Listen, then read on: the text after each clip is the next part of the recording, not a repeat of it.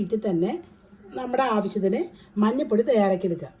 ഞാനൊരു 3 ഗ്രോ ബാഗിൽ 1/2 കിലോ മഞ്ഞൾ മേടിച്ച് നട്ടതാണ്. ഇപ്പോൾ നമുക്ക് 5 കിലോ കിട്ടി.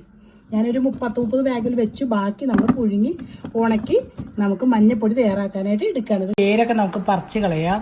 എന്നിട്ട് നമുക്കൊരു കലത്തിലേക്ക് ഇടാം. അത് അലൂമിനിയം കലമായാലും കുഴപ്പമില്ല, അത് മൺകലായാലും കുഴപ്പമില്ല. ഞാനൊരു അലൂമിനിയം കലത്തിലേക്കാണ് ഇടുന്നത്. നമുക്ക് കുറച്ച് വെള്ളം ഒഴിച്ചിട്ട് നമുക്ക് അടുപ്പത്ത് വെച്ച് 10-45 മിനിറ്റ് വേവിച്ചെടുക്കാം. കടയൊക്കെ ഇതുപോലെ ചെത്തി കളഞ്ഞിട്ട് അതിലിട്ട് പുഴുങ്ങും കേട്ടോ. ഇത് നടരുത്. കട നട്ട് കഴിഞ്ഞാൽ വിത്ത് കുറവാണ് കിട്ടുള്ളൂ. അപ്പം നമുക്ക് അതിൻ്റെ വിത്തെടുത്ത് നടണം. ഇതേപോലെ ഉള്ള വിത്തെടുത്ത് നമുക്ക് നട്ടാൽ മതി. ഞാനിപ്പോൾ 3 ഗ്രോ ബാഗിൽ വെച്ചിട്ടുണ്ടാകും. ഇത്രയും നമുക്ക് മഞ്ഞൾ കിട്ടും. അപ്പം നമ്മുടെ വീട്ടാവശ്യത്തിന് നമുക്ക് മഞ്ഞൾ നമുക്ക് വീട്ടിൽ തന്നെ ഉണ്ടാക്കിയെടുക്കാം. 1/2 കിലോ മഞ്ഞൾ മേടിച്ച് നട്ടതാണ്. അപ്പം നമുക്ക് 5 കിലോ കിട്ടി. അപ്പം നമുക്ക് എല്ലാവർക്കും വീട്ടിൽ തന്നെ മഴയൊന്നും ചേർക്കാത്ത നല്ല മഞ്ഞൾപ്പൊടി ഉപയോഗിക്കാം. ഇതുപോലെ ചെയ്താൽ അതിന് ഒരുപാട് സ്ഥലമൊന്നും വേണ്ട. 3 ഗ്രോ ബാഗ് എവിടെയെങ്കിലും വയ്ക്കാമല്ലോ നമുക്ക്.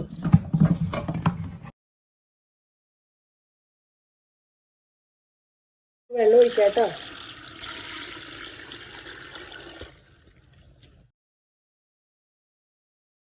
അങ്ങനെ മുങ്ങി കിടക്കുന്ന രീതിയിൽ നമ്മൾ വെള്ളം ഒഴിച്ചിട്ടുണ്ട്. ഇനി നമുക്ക് അടപ്പത്ത് വെക്കാം കേട്ടോ.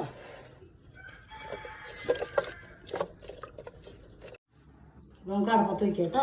ഗ്യാസിൻ്റെ തന്നെ വെക്കണേ. മഞ്ഞൾ വെന്തിട്ടുണ്ട്. ഇങ്ങനെ നമ്മൾ ഞെക്കി വെക്കുക വേണ്ടതാണ്. അപ്പം കണ്ടതേ അവിടെ ഇത് വേണ്ട ഞെങ്ങും.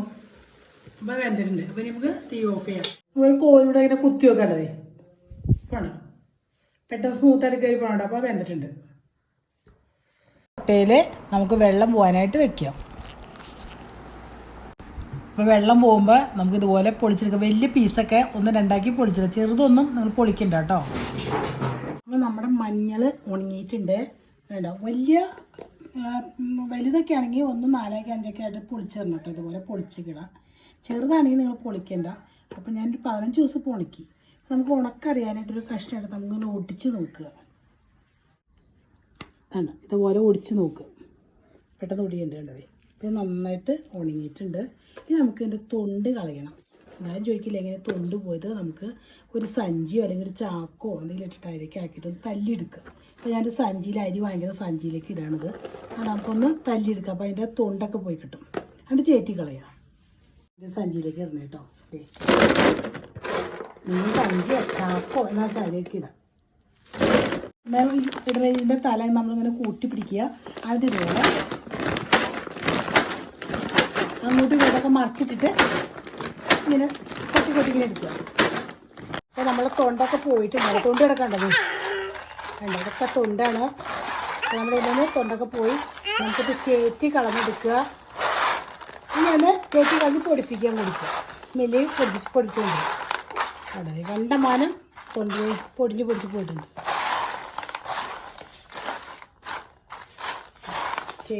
ചേച്ചി കളഞ്ഞു. അപ്പോൾ നമ്മുടെ മഞ്ഞൾ വെടുപ്പായിട്ടുണ്ട്. തൊണ്ടൊക്കെ പോയിട്ടുണ്ട്.